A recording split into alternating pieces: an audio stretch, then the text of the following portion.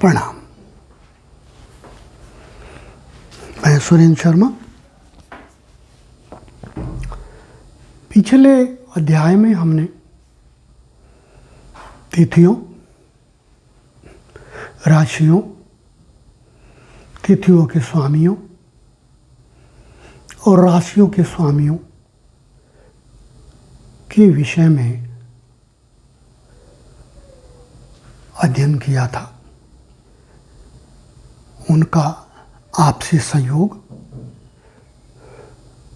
और उसके फल हमने अध्ययन में लिए थे।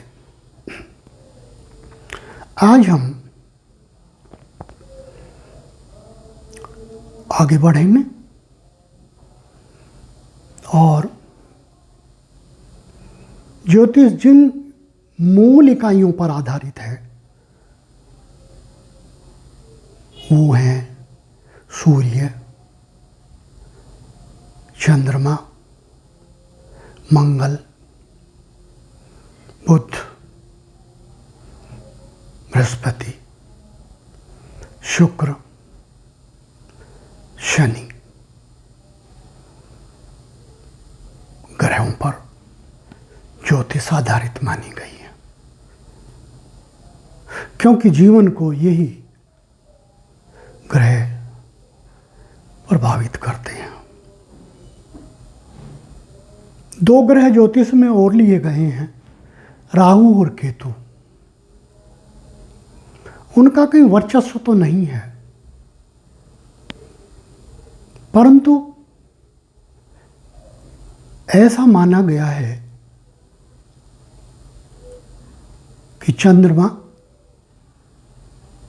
जब पृथ्वी के इर्द गिर्द घूमता है तो जब पृथ्वी के उस मार्ग पर से गुजरता है जो वृत्ताकार मार्ग है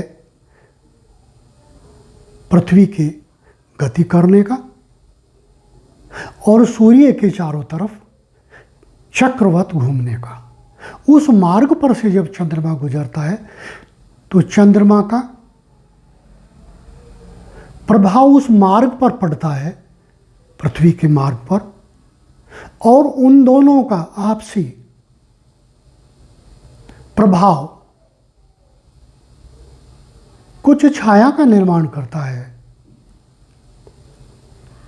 जिस छाया को राहु कहा गया है, क्योंकि वह कालिक है,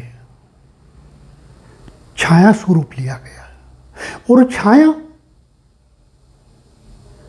चंद्रमा के हर चक्र में बनती है निरंतर। जब भी चंद्रमा घूम कर आता है इस तरीके से और वो पृथ्वी के मार्ग को काटता है, उदाहरण स्वरूप मैं ये लंबवती ले लेता हूँ क्योंकि चक्रवत मेरे पास इस वक्त साधन नहीं है। ये चंद्रमा का, ये पृथ्वी का मार्ग है चलने का सूर्य के चारों तरफ, और चंद्रमा इस तरीके से घूम कर आता है तिथियों का निर्माण करता हुआ पृथ्वी के मार्ग पर से आगे बढ़ता जाता है। तो जिस स्थिति में चंद्रमा यहाँ आकर के पृथ्वी के मार्ग के ऊपर आता है, इस स्थिति में पृथ्वी के मार्ग के नीचे चंद्रमा की कुछ शैडो बनती है। यहाँ उस शैडो को राहु कहा गया है। ठीक इससे 180 डिग्री पर बैक साइड में, पृथ्वी के बैक साइड में केतु का निर्माण कहा गया है कि यहाँ टेल है, क्योंकि राहु को सर्प रूप माना गया है। तो सर्प का मुंह राहु और उसकी टेल केतु। इस प्रकार से इन दो ग्रहों को भी लिया गया है। अतः वर्चस्व तो राहु का हुआ, अगर शैडो भी माने। केतु का कोई वर्चस्व नहीं हुआ, फिर भी चूंकि सर्प रूप है तो टेल मान ली गई। कर्म तो राहु करेगा, जो भी कुछ करेगा। टेल ने तो उसके साथ मूव करना है आगे। राहु का मुंह मूव ना करे तो टेल भी मूव ना करे, इसलिए केतु तो राहु से बंधा हुआ है। इस प्रकार से ये दो ग्रह और हैं। यद्यपि चंद्रमा भी ग्रह नहीं है, विज्ञान नहीं मानता, क्योंकि चंद्रमा भी स्ट्रेट रूप में सूर्य के चक्रवत नहीं है। वो पहले पृथ्वी के चक्रवत है, और चूंकि पृथ्वी आगे बढ़ती है तो वो पृथ्वी के साथ बंधा हुआ है। पृथ्वी आगे बढ़ेगी तो चंद्रमा भी उसके सर्कुलर वे में आगे बढ़ना चंद्रमा की मजबूरी है। इसलिए चूंकि पृथ्वी के साथ घूमता हुआ वो भी सूर्य के चक्रवत घूम लेता है, इसलिए उसको ग्रह ले लिया गया है। स्ट्रेट अलोन रूप में अन्य ग्रहों की भांति वो स्वतंत्र नहीं घूमता, पृथ्वी के साथ बंधा हुआ घूमता है। इस प्रकार से चंद्रमा को भी ग्रह लिया गया है। आज हम इन ग्रहों के विषय में ही अध्ययन करेंगे।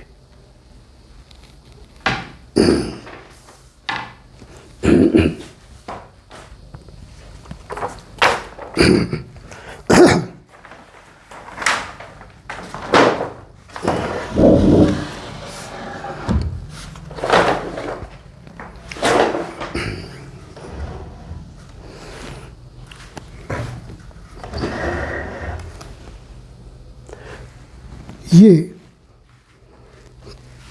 मैंने एक मॉडल बनाया है आकाशीय इकाइयों का, जिससे ये ग्रह स्पष्ट हो सके। क्योंकि मौखिक वर्णन के उतने अच्छे स्पष्टीकरण नहीं होते। यदि उसको प्रयोगात्मक रूप में भी समझाया जाए तो मस्तिष्क में बहुत अच्छे जो है प्रभावित रूप में, स्थायी रूप में छाते हैं, समाते हैं, याद रहते हैं। मौखिक उतना याद नहीं रहता मनुष्य को। इसलिए जनितार्थ मैंने 10 दिन इसको तैयार करने में लगाए हैं, ताकि जन सामान्य को ग्रहों की वो स्थिति समझ आ सके जिसके ऊपर ज्योतिष आधारित है। अभी मैंने जिन ग्रहों का वर्णन किया, उन्हीं ग्रहों को मैं इसमें अध्ययन स्वरूप, प्रैक्टिकल रूप में लेता हूं। आकाश में केंद्र स्थान पर सूर्य है, मैंने ये सूर्य लिया है, और उसके चारों तरफ नियमित रूप में ग्रह हैं। सूर्य के सबसे नजदीक ग्रह है बुध। ये मैंने बुध लिया है, और जिस दिशा में ये घूमेगा उस दिशा में मैंने तीर का निशान दिया है। इस तरीके से, इस तरीके से ये सूर्य के चक्कर लगाता है। बुध के आगे नंबर 2 पर शुक्र, ये मैंने शुक्र लिया है इस स्थान पर। इसके घूमने की दिशा स्पष्ट की है कि किस तरीके से सूर्य के चक्रवत गति करेगा। तदुपरांत तीसरे नंबर पर आती है पृथ्वी। ये मैंने पृथ्वी को लिया है। पृथ्वी जो इसी भांति, इसी दिशा में सूर्य के चक्कर लगाती है, बिल्कुल इसी तरीके से। क्योंकि ऐसा माना गया है पृथ्वी झुकी हुई है, अपनी एक एक्सिस पर टेढ़ी है, विज्ञान ऐसा कहता है, इसलिए मैंने उसको थोड़ा टेढ़े रूप में ही लिया है, बिल्कुल थोड़ा एक्सिस को झुकाते हुए, क्योंकि ऐसा मानता है विज्ञान कि इसकी 15 डिग्री एक्सिस झुकी हुई है। और पृथ्वी के चक्कर लगाता हुआ ये चंद्रमा, ये देखिए चंद्रमा, किस दिशा में घूमेगा, ये इसकी दिशा मैंने स्पष्ट की है कि इस तरीके से ये घूमता हुआ पृथ्वी के चक्कर लगाएगा, ऐसे जाता हुआ। और क्योंकि पृथ्वी आगे बढ़ेगी तो चंद्रमा भी आगे बढ़ेगा, तो चंद्रमा की गति जो है स्प्रिंग की भांति हो जाएगी, सर्कुलर नहीं रहेगी। चंद्रमा की गति कभी भी वृत्ताकार नहीं होती, स्प्रिंग की भांति होती है। क्योंकि वृत्ताकार तब मानी जाए यदि किसी क्षण पृथ्वी को स्थिर मान लिया जाए, तब वृत्ताकार होगी। स्थिर अगर मान लिया जाए, मान लिया ये पृथ्वी, इसको स्थिर मान लिया जाए एक क्षण के लिए, तो ऐसे यदि चंद्रमा घूमे तो वृत्ताकार होगी। लेकिन पृथ्वी तो स्थिर नहीं है, आगे बढ़ रही है। तो चंद्रमा भी इस तरीके से, पृथ्वी आगे बढ़ जाएगी, चंद्रमा भी इस तरीके से स्प्रिंग की भांति आगे गति करता जाएगा। जैसे पृथ्वी आगे बढ़ेगी इसी के रूप में। वो पृथ्वी भी स्ट्रेट नहीं जाती, वो भी ऐसे घूमती है। इसलिए चंद्रमा की गति और पृथ्वी की गति स्ट्रेट नहीं है। दो गतियों को एक साथ लेकर के दोनों आगे बढ़ते हैं। चंद्रमा पृथ्वी के सर्कुलर भी है, वृत्ताकार रूप में, स्पिनिंग रूप में आगे बढ़ता है, और सूर्य के चक्कर भी लगाता है पृथ्वी के साथ। पृथ्वी अपनी एक्सिस पर घूमती है, जैसे लट्टू घूमता है, और सूर्य के चक्कर भी लगाती है। इसलिए दो गतियां एक साथ करती है पृथ्वी भी। इस प्रकार से ये चंद्रमा और पृथ्वी की गति हुई। पृथ्वी के बाहर आता है मंगल।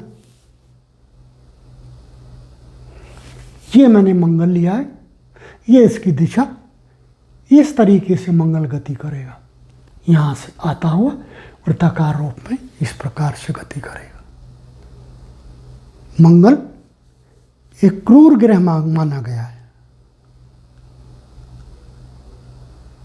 बड़ा ग्रह भी है, गर्म ग्रह है। ये पृथ्वी के बाहर रहता हुआ वृत्ताकार रूप में सूर्य के इर्द गिर्द घूमता है। पृथ्वी के मंगल के बाहर आता है फिर बृहस्पति देव। ये मैंने बृहस्पति देव लिया क्योंकि ये पीला ग्रह है। बृहस्पति बड़ा भी है, सबसे बड़ा ग्रह है, शांत ग्रह है। इस तरीके से मैंने इसकी दिशा दिखाई है गति की, ऐसे गति करता है ये सूर्य के चारों तरफ।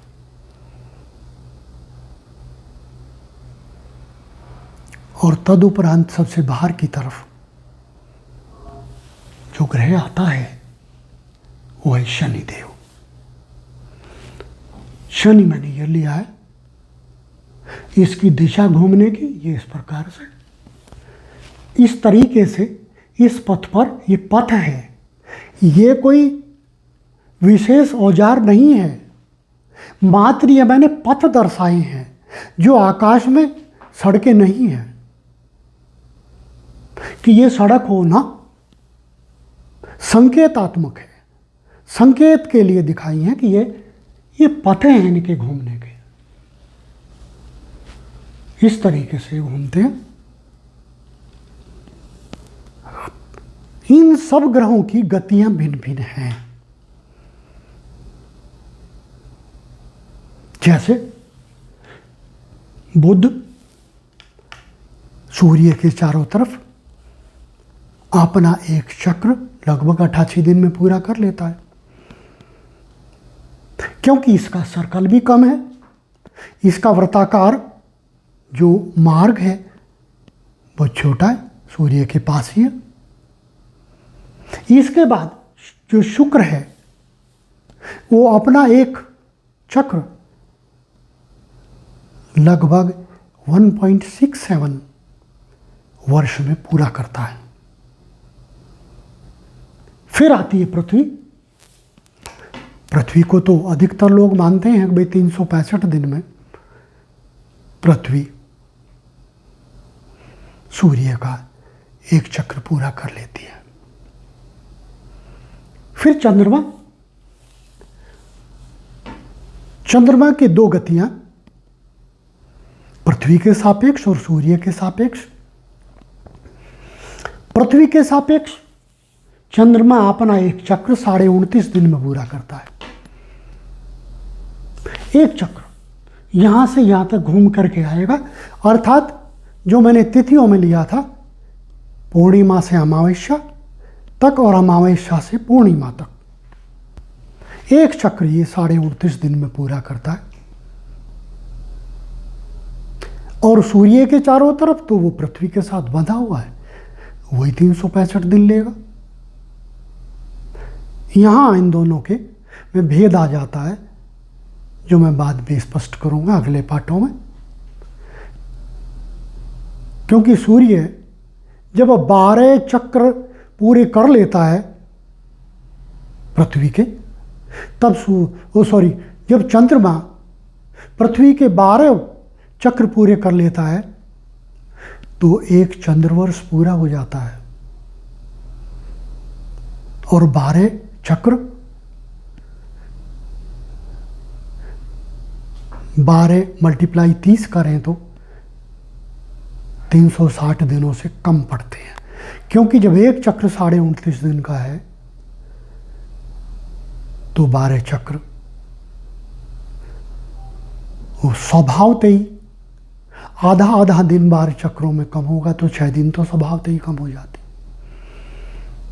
इसलिए सौर वर्ष और चंद्र वर्ष में अंतर आता है दिनों का। ये मैं आगे के पाठों में कैलकुलेट करके स्पष्ट करूंगा। फिर आता है मंगल। मंगल की गति तीव्र है। इसका सर्कल भी ज्यादा है, बड़ा है। इसलिए गति करता हुआ ये शुक्र की अपेक्षा, पृथ्वी की अपेक्षा ज्यादा समय लेता है सूर्य के इर्द गिर्द एक चक्र पूरा करने में। फिर आते हैं गुरुदेव। गुरुदेव का वृत्तीय पथ और बड़ा है, परंतु चाल ज्यादा है। गुरुदेव 14 महीने में लगभग पृथ्वी का एक चक्र पूरा कर लेते हैं। और तदुपरांत आते हैं शनिदेव। सबसे बड़ा चक्रीय व्रत है। शनिदेव अपना एक चक्र कहा तो गया है 30 वर्ष में पूरा करते हैं। 30 वर्ष में 12 राशियों पर से गुजरते हैं, परंतु एक्यूरेट टाइम लगभग 29.5 वर्ष है। एक चक्र अपना 29.5 वर्ष में पूरा करते हैं। इसलिए एक राशि में लगभग 2.5 वर्ष रहते हैं, एक्यूरेट 2.5 वर्ष नहीं, लगभग। इस प्रकार से इनकी गतियों की जो भिन्नता है वही ज्योतिष का कारण बनती है। और ये समांतर नहीं है, पैरेलल नहीं है। पहले तो इनके जो चक्रीय व्रत हैं वो सर्कुलर नहीं, इलेप्टिकल हैं। कहा गया है अंडाकार हैं, क्योंकि अंडा सर्कुलर नहीं होता पूरी तरह। किसी का लगभग सर्कुलर है, किसी का कुछ अंडाकार है। और फिर पैरेलल नहीं है, समांतर नहीं है। देखिए मैंने उसी रूप में लिया है, कोई किस दिशा में लिया है, कोई किस दिशा में लिया है। इसी प्रकार से इनका आकाश में घूमना है, एक दूसरे के ऊपर इस तरीके से नहीं है। दिशा काटते हुए भी है, इसलिए मैंने दिशा काटते हुए दिखाया सबको। आकाश में इनका चक्रीय घूमना, एक पथ जो है इनके एक दूसरे के पथ समांतर नहीं है, समान दूरी पर नहीं है। एक दूसरे के ऊपर तो हैं, बाहर भी हैं, पर एक का दूसरे से बाहर है। परंतु दिशा कटती हुई है। इसलिए मैंने किस दिशा में, किस तरीके से ये हैं, उसी दिशा में इनके पथ को दिखाया है। आज हमने ग्रहों का और सूर्य के चारों तरफ उनकी गति की दिशा, एक चक्र पूरा करने का काल, इन सब का अध्ययन किया। अब हम अगले पाठ में इससे आगे बढ़ेंगे। जैसे जैसे सभी लोग इस का अध्ययन करते जाएंगे, तब समझ में आएगा कि सूक्ष्म ज्योतिष कहाँ से है। ज्योतिष को गहरे से कहाँ से समझा जा सकता है। जब इन चीज़ों का हमें उत्तम तरीके से ज्ञान होगा, तब अंत में जाकर के हम फल रूप में कुंडली को ठीक से समझ पाएंगे। इसलिए मैं कुंडली पर तो बहुत देर में आऊँगा। इन सभी सूक्ष्म चीज़ों को समझाने के उपरांत ही अंत में मैं कुंडली पर आऊँगा, और जब कुंडली का विश्लेषण करूँगा तो इन सारी चीज़ों का उसमें प्रयोग करूँगा। तब जन सामान्य को समझ आएगा कि ज्योतिष कहाँ से शुरू होती है। प्रणाम।